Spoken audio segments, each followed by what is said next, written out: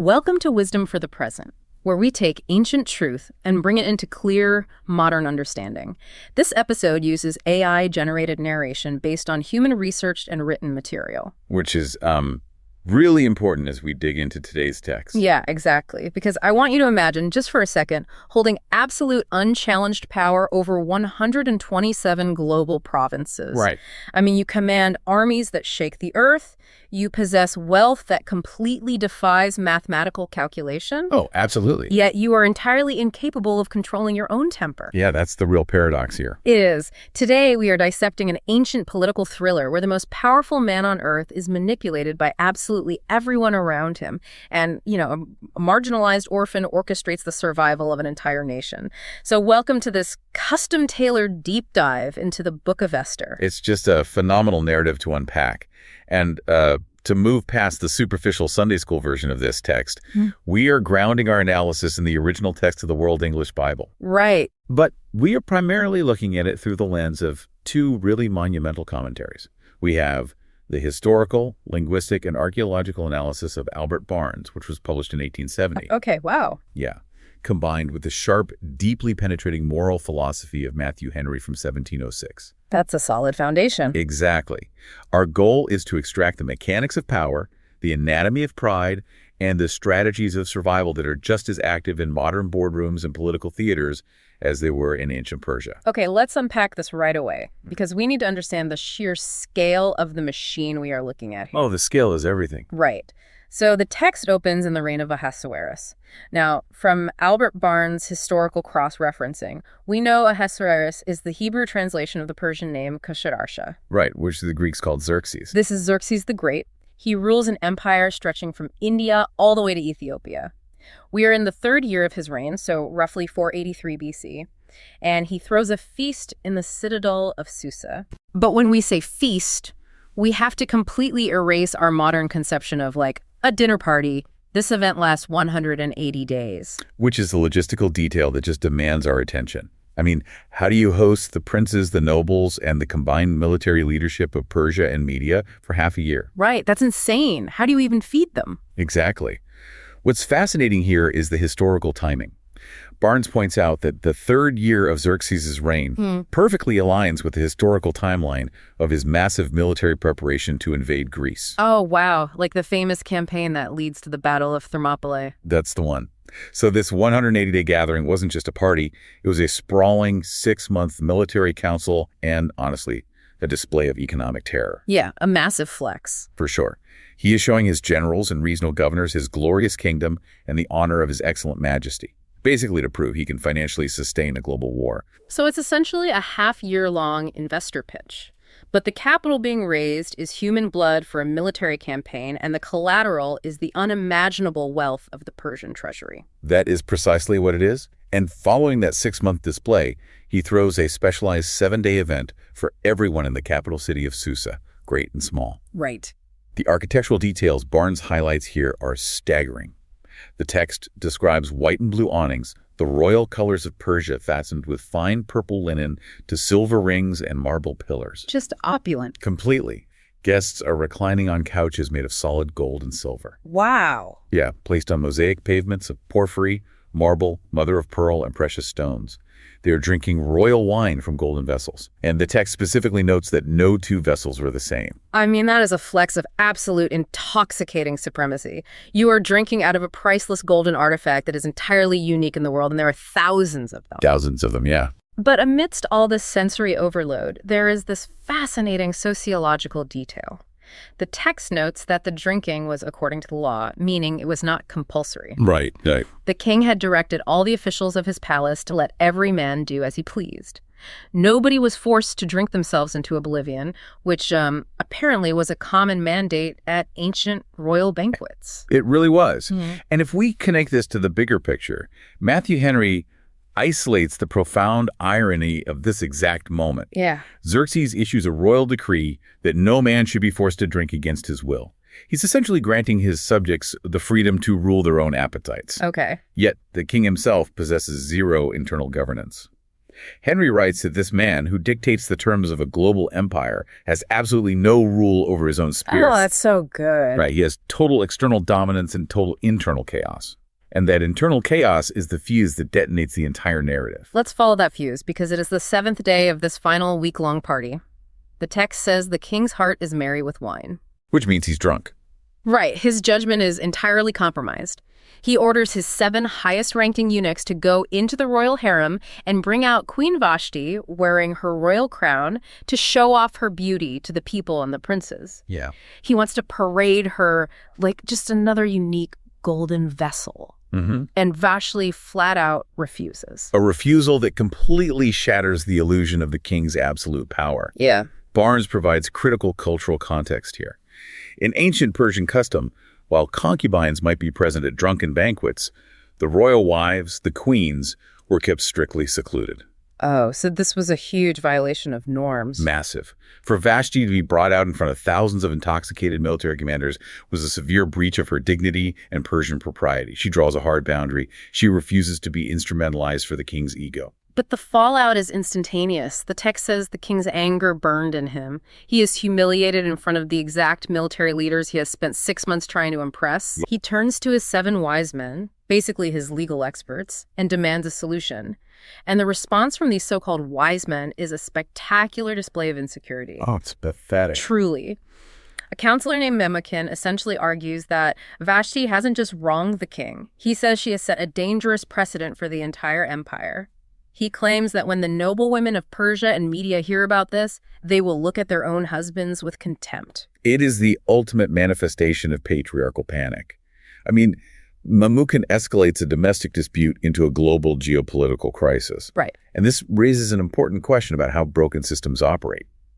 When leadership is fundamentally insecure, it cannot tolerate even a perceived slight. Absolutely.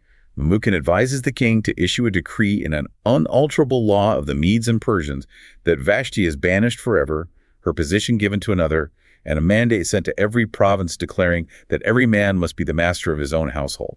Think about the absurdity of this. You have a husband and wife who get into a public argument, and the husband's response is to rewrite the constitutional law of a global empire just to prove he's still in charge. Yeah. It's the ancient equivalent of a fragile CEO facing a minor critique from a board member at a company dinner. And instead of handling it privately, he fires the board member, restructures the entire executive team, and issues a draconian new employee handbook the next morning. That's a perfect modern translation. Right. It projects strength to the outside world, but it actually reveals a terrifying structural weakness. Henry points out that by publishing this edict to all 127 provinces, the king didn't restore his honor. He merely advertised his own domestic failure to the entire known world. Exactly. A secure leader would have sobered up, realized the inappropriate nature of his request, and moved on. Mm-hmm. But toxic environments don't allow for de-escalation. They demand disproportionate retribution. And by codifying this retribution into an unalterable law, the Persian court inadvertently creates a massive power vacuum. Vashti is exiled. The position of queen is vacant. Which brings us to the machinery of replacing her.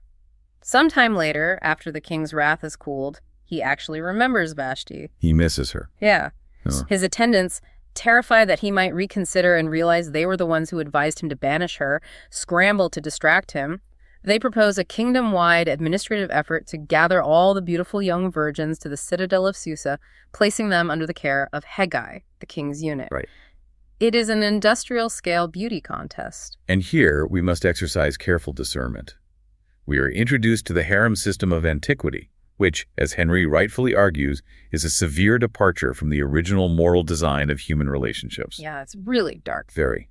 We are talking about hundreds of women forcibly removed from their homes, taken into a royal complex, and kept as secondary wives or concubines. It is an inherently exploitative system. Right. The text does not endorse this.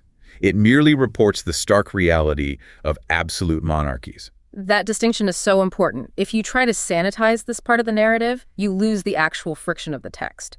The brilliance of this history is seeing how marginalized people navigate systems that are designed to consume them. Exactly. Enter Mordecai.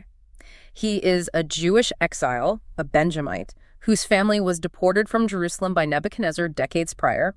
He is raising his orphaned cousin, Hadassah, whose Persian name is Esther. Yes. And the text is explicit. When the king's decree is heard, Esther is taken into the king's palace. She doesn't apply for this. No, she is drafted into a compromised environment. But observe her strategy. Once inside the system, under the custody of Haggai, she exhibits an extraordinary psychological resilience. How so? Well, while other candidates in the harem are allowed to take whatever ornaments, jewelry, or wealth they desire from the women's quarters when it is their turn to go to the king, Esther asks for absolutely nothing except what Haggai advises. Oh. Yeah, Barnes notes that this wasn't just modesty. It was profound emotional intelligence. She trusts the expertise of the man who actually understands the king's temperament rather than relying on superficial enhancements. She blooms where she is planted, even when she is planted in a toxic swamp. She secures the favor of everyone who looks at her by maintaining an authentic simplicity in a highly artificial environment. Beautifully said. But there is a secondary mechanism at play here. Esther is running a masterclass in strategic concealment. Mordecai had given her a strict directive: do not reveal your people or your family background. What's fascinating here is the tension between transparency and self-preservation. In our modern culture, we heavily index on the idea of bringing your authentic self to every environment immediately. Right, that's the big corporate buzzword right now. Exactly. But Mordecai understands the political volatility of Susa. He recognizes that revealing her marginalized ethnic identity prematurely, before she has secured institutional power, would likely neutralize her or put her in immediate danger. I want to linger on that for a second. Think about walking into a highly dysfunctional corporate culture or a complex political environment. Your instinct might be to immediately declare all your allegiances, your boundaries, and your full background. Sure. But Esther's silence is actually her greatest strategic asset. It forces you to ask yourself, when is it wise to keep your cards completely hidden, quietly observing the power dynamics, building capital, and waiting for the right moment to reveal who you truly are? It requires immense discipline, which Esther clearly possesses. Yeah. By the 10th month of the 7th year of Xerxes' reign, which Barnes notes is exactly 4 years after the Vashti incident, likely because the king was away fighting the disastrous Greek campaign in the interim, Esther is taken to the king. Right. He is captivated by her, places the royal crown on her head, and makes her queen. But even with the crown, she maintained her concealment. She continues to obey Mordecai, just as she did when she was a child in his house. And while Esther is navigating the inner chambers of power, Mordecai is operating on the periphery. He holds a position at the king's gate. Yes. Now, this isn't just a guy loitering on the steps. Barnes indicates the king's gate was the administrative hub where lesser officials and magistrates sat to conduct the business of the empire. While doing his job, Mordecai overhears a conspiracy. 2 of the king's eunuchs, Bigthan and Teresh, who guarded the threshold, become angry and plot to assassinate Ahasuerus. Political assassinations were incredibly common in the Persian court. Xerxes himself would eventually be murdered in his bedchamber years later. Goodness. Yeah. Mordecai discovers this specific plot and channels the intelligence through Queen Esther, who reports it to the king in Mordecai's name. An investigation confirms the treason. The 2 assassins are executed on a gallows, and the entire event is meticulously recorded in the daily chronicles of the empire. And then absolutely nothing happens. Nothing. The bureaucracy simply swallows the event. Mordecai has literally saved the life of the most powerful man on the planet, securing the stability of the entire empire. He gets no promotion, no financial reward, not even a public acknowledgement. He just goes back to sitting at the gate. It's unbelievable. It is the most universally frustrating human experience. You do the right thing, you go above and beyond, you save the company from disaster, and your reward is zero recognition while someone else gets the corner office. Henry offers a brilliant perspective on this delay, though. Oh. He suggests that if Mordecai had been rewarded immediately, it would have been a minor administrative footnote, a bag of silver, maybe a nicer robe. Sure. But the delay, the seeming failure of the system to recognize merit, is actually providence stockpiling capital for a moment when the stakes are infinitely higher. Because while genuine loyalty goes entirely unrewarded, the Persian machine is about to promote a man of unparalleled vanity. Here's where the narrative shifts from an administrative drama to an existential crisis. Ahasuerus suddenly promotes a man named Haman, the son of Hammedatha the Agagite. Yes, Haman. He advances him above all the other princes, effectively making him the Grand Vizier or Prime Minister of the global empire. The king commands that all his servants at the royal gate must kneel and bow down to Haman. But Mordecai refuses. Day after day, the other officials ask him, "Why do you transgress the king's command?" And day after day, Mordecai remains standing. To understand the gravity of Mordecai's refusal, we have to dig into the linguistic and historical archaeology of that word Agagite. Right, it's not just a last name. Not at all. Barnes illuminates this perfectly. Agag was the royal title of the kings of the Amalekites. If you trace the history back centuries, the Amalekites were the sworn ancestral blood enemies of Israel. Right. They attacked the Israelites when they were most vulnerable during the exodus from Egypt. Furthermore, the first king of Israel, Saul, who was a Benjamite, just like Mordecai famously, failed to execute the Amalekite king, Agag, leading to catastrophic consequences. So this isn't just two bureaucrats who don't like each other. This is a blood feud that spans nearly a millennium, crashing into the administrative hub of Persia. Exactly. And beyond the ethnic animosity, the act of bowing to a Persian official of Haman's rank often demanded proskynesis, Which is a level of physical prostration that, for a devout Jew, blurred the line between civil respect and divine worship. Mordecai is drawing a theological and historical boundary.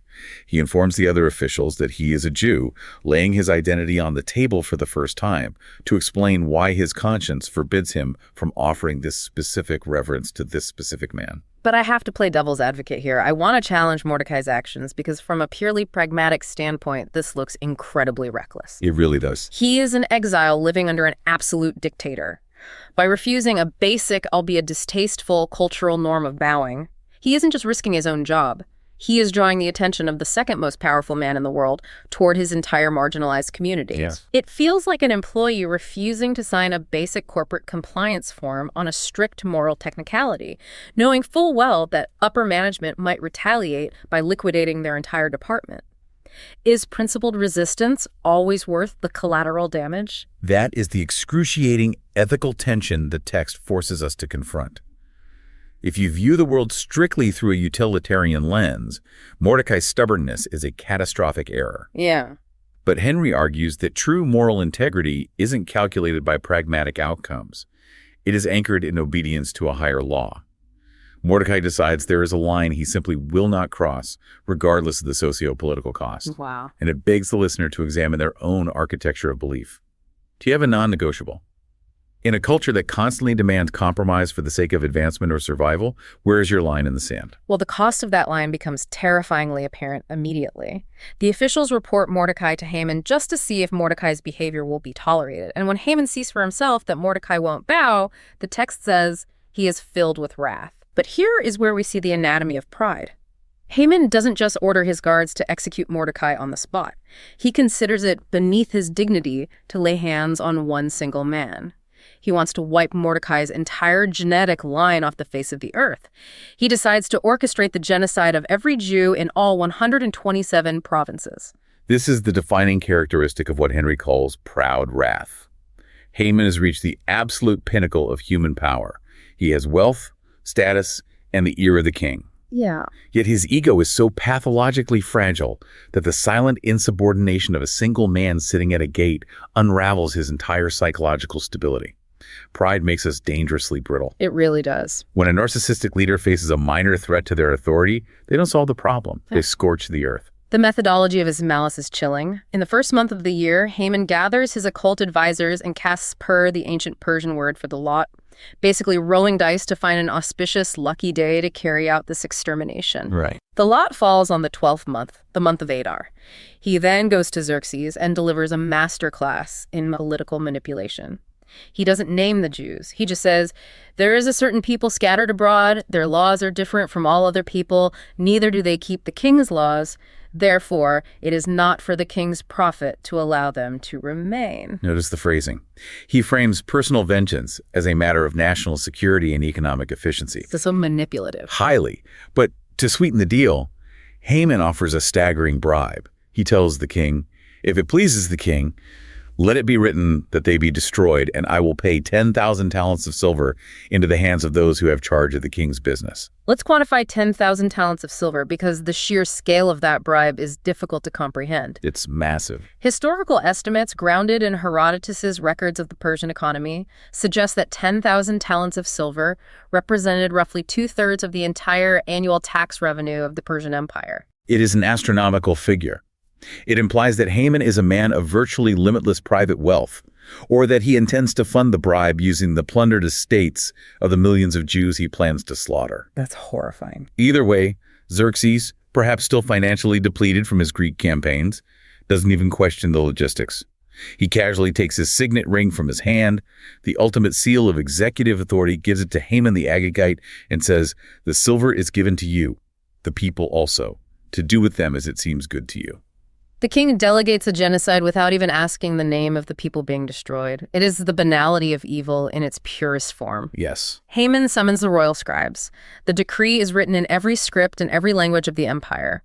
It is sealed with the king's ring, making it irrevocable, and sent out by the rapid royal couriers, the legendary postal system of Persia. Right. The order is explicit: to destroy, to kill, and to cause to perish all Jews, both young and old, little children and women, in one day, and to plunder their possessions. The contrast at the end of this chapter is completely jarring. The couriers ride out in haste, carrying the machinery of death across the globe.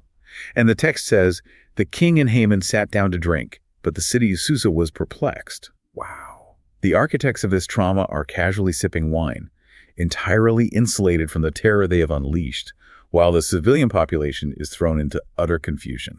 Which brings the crisis directly to the threshold of the palace. When Mordecai learns everything that has been done, he doesn't mount an armed rebellion. He tears his clothes, puts on sackcloth and ashes, and walks out into the middle of the city, crying with a loud and bitter wail. Right. He comes as far as the square in front of the king's gate, but he stops. Because there is a strict Persian law, no one may enter the king's gate wearing sackcloth. Henry points out the tragic absurdity of this law. The Persian court essentially outlawed visible suffering. That's wild. You could not bring bad news, grief, or mourning into the proximity of the monarch. The intention was to make the king seem like an unbothered, transcendent deity living in perpetual joy. But in reality, it just made his palace a royal prison. He is totally insulated from the reality of his own empire. He creates policies that destroy lives, but legally mandates that he never has to look at the consequences. Think about how modern institutions replicate this.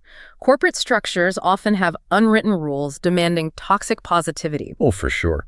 Middle management filters out all the bad news, all the employee suffering, so that the executive suite only sees favorable metrics and smiling faces.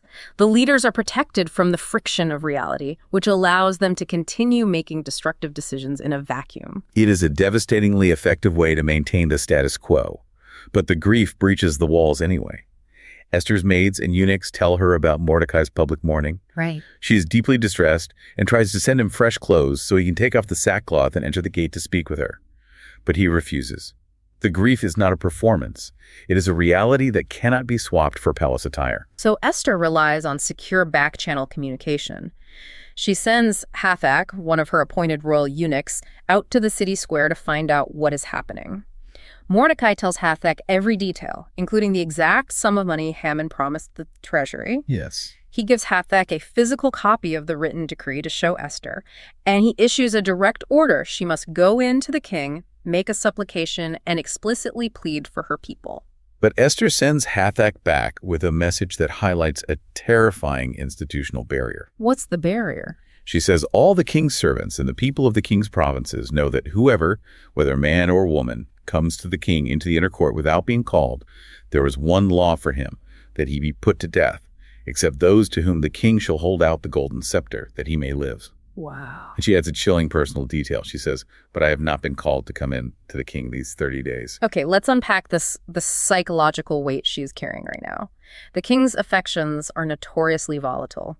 He banished his last wife for simply refusing to attend a party. Right. Now, Esther hasn't been summoned in a month. Her influence is waning. To walk into the inner court uninvited is a capital offense, and she knows that Haman, the man who engineered this genocide, is constantly by the king's side. Going in there isn't just risky, it is a calculated suicide mission. Which sets the stage for one of the most profound dialogues in ancient literature. Mordecai's response to Esther's fear is a crucible of courage. He strips away the illusion of her safety. Yeah. He tells Hathach to reply, "Think not with yourself that you shall escape in the king's house, more than all the Jews. For if you altogether hold your peace at this time, then shall enlargement and deliverance arise to the Jews from another place. But you and your father's house shall be destroyed. And who knows whether you are come to the kingdom for such a time as this." For such a time as this. Those words have echoed through millennia. If we translate this into our modern reality, Mordecai is forcing Esther to confront her privilege. She is hidden. She is comfortable. She's eating royal food behind guarded walls. Mordecai is shaking her awake, reminding her that her proximity to power is not a reward for her comfort. It is a tool entrusted to her for a much larger purpose. Right. It forces you to look at your own life. When you possess access, wealth, or safety, do you use it as a fortress to hide from the world? Or do you recognize it as a platform to advocate for those who are exposed? Henry notes the theological weight of Mordecai's argument. He says, deliverance will arise from another place. Mordecai possesses an unshakable conviction in divine providence. He believes the survival of his people is guaranteed by a higher covenant, regardless of the immediate political machinery.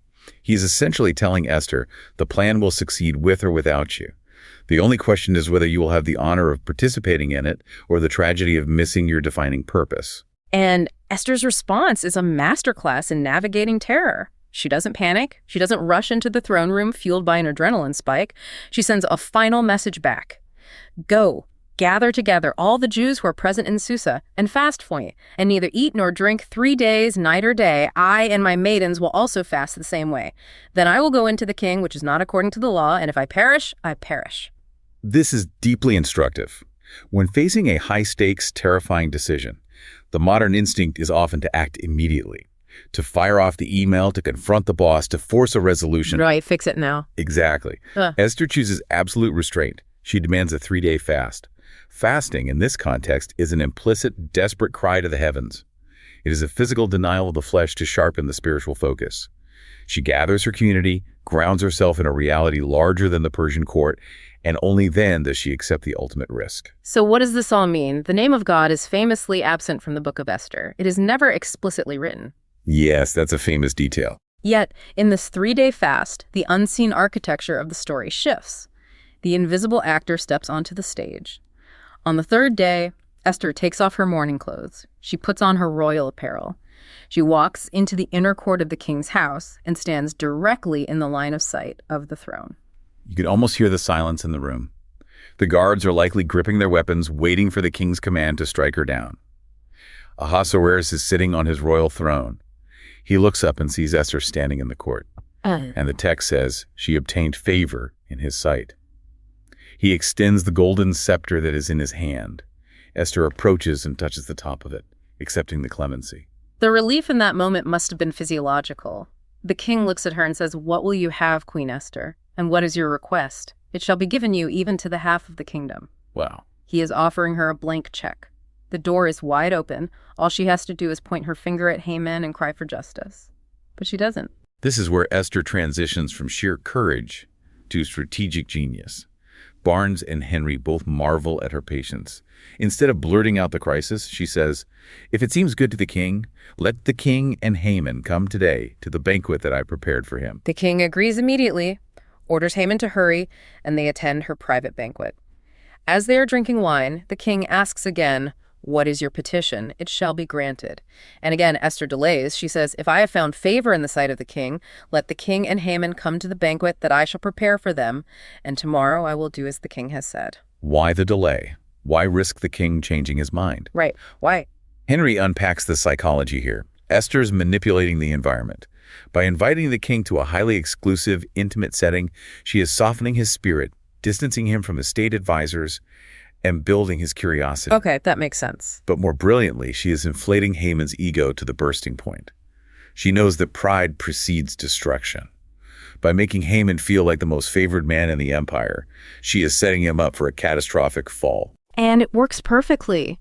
Haman leaves that first banquet absolutely intoxicated with his own perceived greatness. The text says he went out joyful and with a glad heart, but as he is walking out through the king's gate, he sees Mordecai. Oh boy. And Mordecai doesn't stand up, he doesn't even move. The proximity to death hasn't changed Mordecai's posture 1 inch, and instantly all of Haman's joy evaporates into blind rage. Haman manages to restrain himself in public, but he rushes home and calls for his friends and his wife Zeresh. He gathers them around and begins reciting his resume. Just boosting his own ego. Exactly. He boasts about the glory of his riches, the multitude of his children, all the ways the king has promoted him above the princes. And the ultimate flex, he says, even Queen Esther, let no man come in with the king to the banquet that she had prepared but myself, and tomorrow I am invited by her, together with the king. But then he delivers the most pathetic line in the entire book. After listing all his unimaginable wealth and power, he says, "Yet all this avails me nothing, so long as I see Mordecai the Jew sitting at the king's gate." It is the tragedy of the narcissistic void. No amount of external validation can fill an internal cavity of insecurity. One man's silent refusal to bow cancels out the adulation of millions. His wife Zeresh, who acts as an amplifier for his worst instincts, offers a grotesque solution. She says, "Let a gallows be made 50 cubits high, and in the morning speak to the king that Mordecai may be hanged on it. Then go merrily with the king to the banquet." 50 cubits. Yes, a 50-cubit gallows is roughly 75 feet tall. That is an architectural absurdity. You don't need a 75-foot structure to execute a man. You build a 75-foot structure when you want to make a monumental public spectacle of your own power. Haman loves the idea. He orders the gallows built overnight, anticipating the joy of watching Mordecai die in the morning. But here's where it gets really interesting. We hit the absolute hinge of the entire narrative. Chapter 6 opens with a detail that seems entirely mundane. It says, "On that night, the king could not sleep." The insomnia of a monarch. Henry dwells on this at length. The king commands the Book of Records, the chronicles of his reign, to be brought and read to him to pass the time. Okay. Now, think about the mathematics of providence here.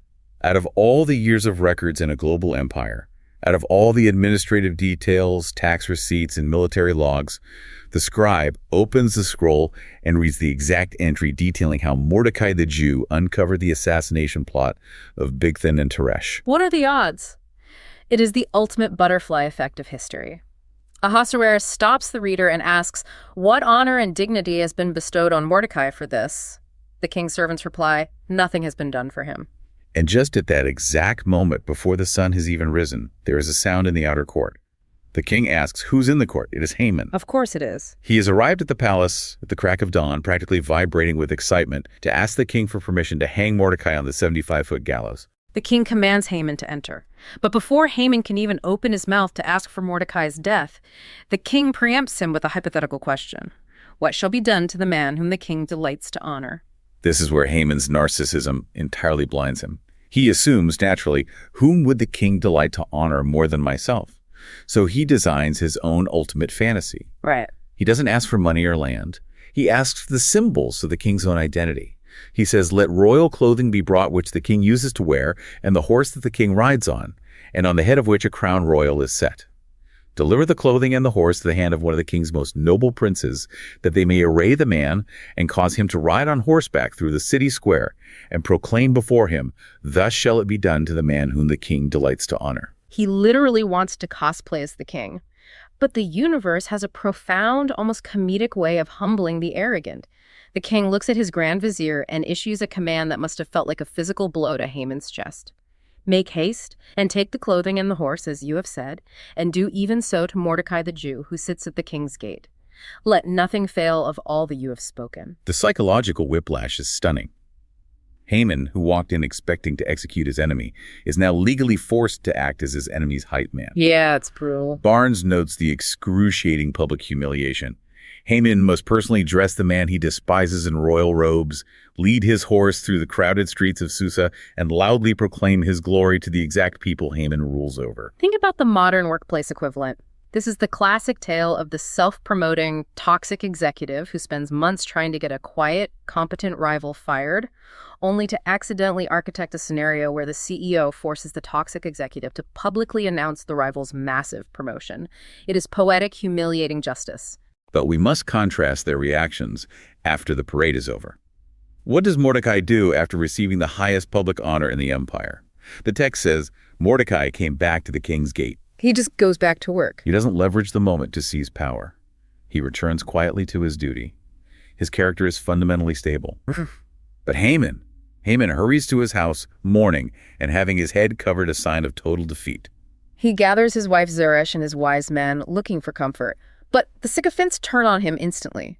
They look at the shifting power dynamics and deliver a chilling prophecy. If Mordecai, before whom you have begun to fall, is of the seed of the Jews, you shall not prevail against him, but shall surely fall before him. And they don't even have time to finish the conversation. While they are still speaking, the king's eunuchs arrive to rush Haman to the second banquet that Esther has prepared. The trap is set, and the target is entirely destabilized. At the second banquet, the king, likely burning with curiosity after the events of the morning, asks Esther for the third time, "What is your petition, Queen Esther? It shall be granted you." And this time she unleashes it. She doesn't ask for land or wealth. She drops to the core of the issue. "If I have found favor in your sight, O king, let my life be given to me at my petition and my people at my request. For we are sold, I and my people, to be destroyed, to be slain, and to perish." Notice the brilliance of her rhetoric. She doesn't lead with an accusation against Haman. She centers her own vulnerability. She frames the issue around the king's potential loss of his beloved queen. Right, making it personal for him. Furthermore, she has an economic argument. If we had been sold for bondmen and bondwomen, I would have held my peace, because the adversary could not have compensated for the king's damage. Ah, speaking his language. Exactly. She is telling him that this genocide is going to cost him massive tax revenue and administrative chaos. The king is absolutely stunned. The man who casually handed over his signet ring months ago suddenly realizes the implications. He demands, who is he and where is he who dared presume in his heart to do so? And Esther points directly across the table at her guest, an adversary and an enemy, even this wicked Haman. The text says Haman was terrified before the king and the queen. The king's wrath flares up exactly as it did with Vashti, but this time it is directed at his closest advisor. Yeah. Ahasuerus is so enraged, so overwhelmed by the betrayal and his own complicity, that he physically cannot stay in the room. He storms out in the palace garden to process the reality. And here, Haman makes his final fatal error. With the king gone, Haman realizes his life is completely in Esther's hands. He stays to beg for his life. In his desperation, he falls upon the couch where Esther is reclining. It's terrible timing. Right. Just at that moment, the king walks back into the banquet hall from the garden. He sees his grand vizier collapsed on top of his queen's couch, and his rage boils over into a wild, paranoid accusation. "Will he even force the queen before me in the house?" It is a massive misinterpretation. But in a court governed by absolute power and lethal paranoia, truth is irrelevant. The moment the word leaves the king's mouth, the attendants cover Haman's face. He is officially a dead man walking. Wow. And then Harbona, one of the eunuchs who had likely been to Haman's house earlier to fetch him, casually points out an architectural detail. Behold, the gallows, 50 cubits high, which Haman made for Mordecai, who spoke good for the king, stands at Haman's house.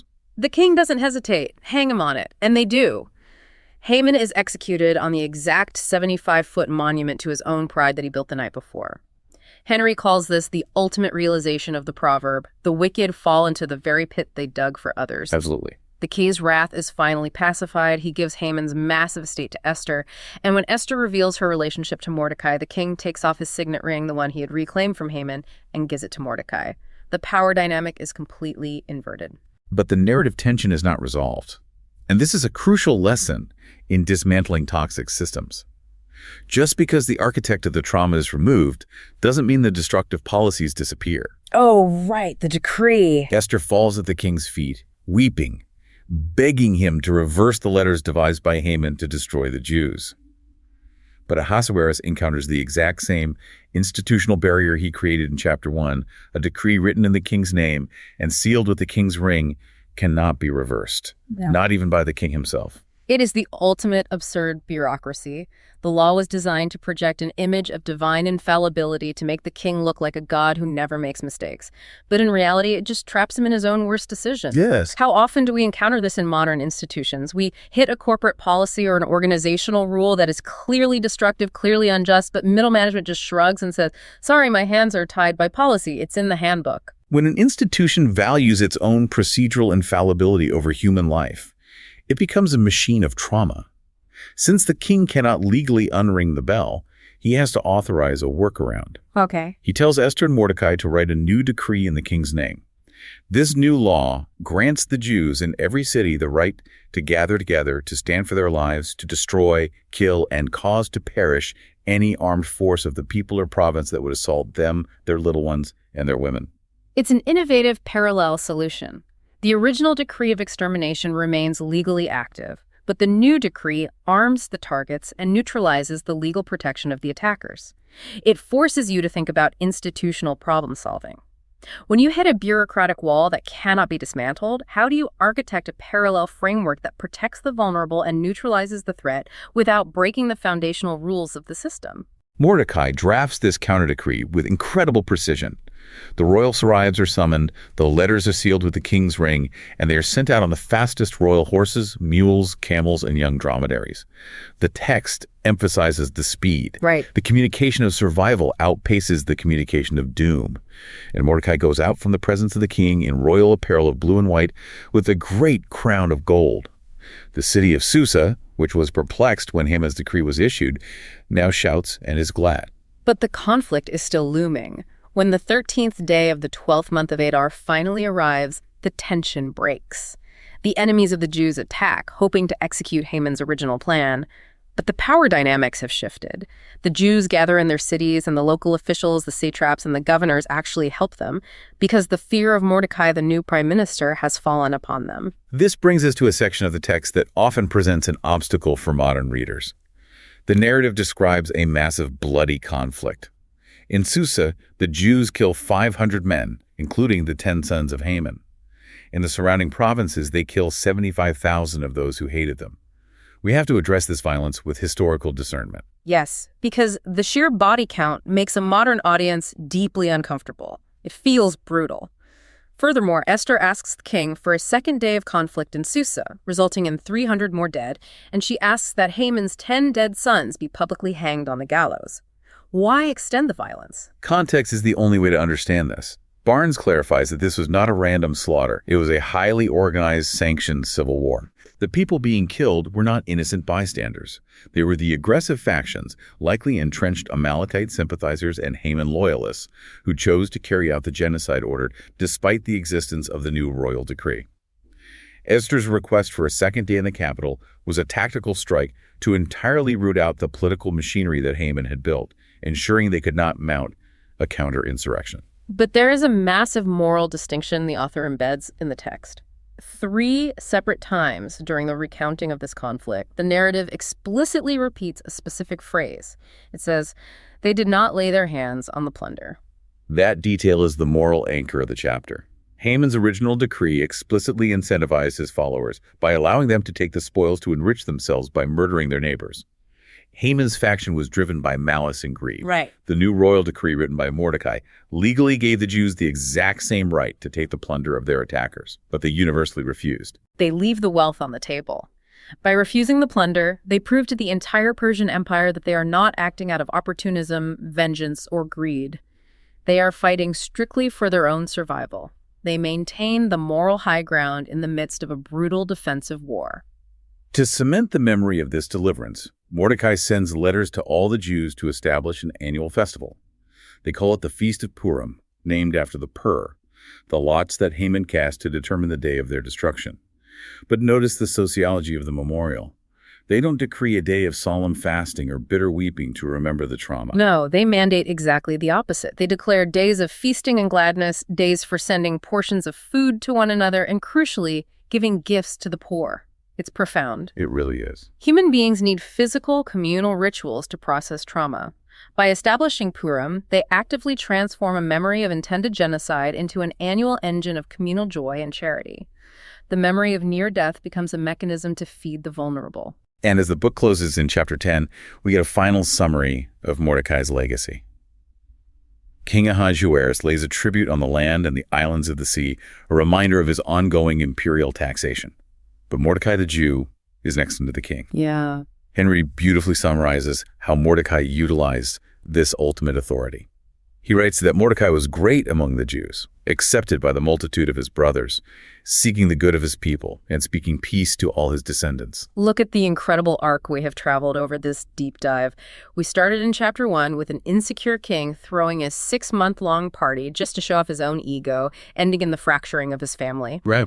We end the narrative with a marginalized community throwing a party to celebrate their collective survival, centering that celebration on radical generosity and giving to the poor. It is a complete inversion of the mechanisms of power.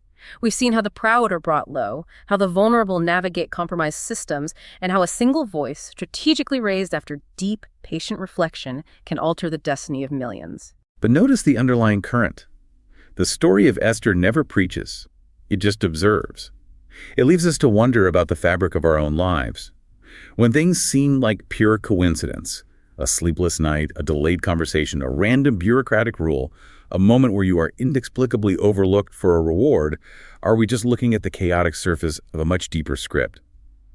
How might you be participating in a masterclass of unseen providence right now, without even knowing it? That's the heart of this section. This is Wisdom for the Present, where understanding leads to clarity, and clarity shapes how we see and live. We'll see you in the next episode.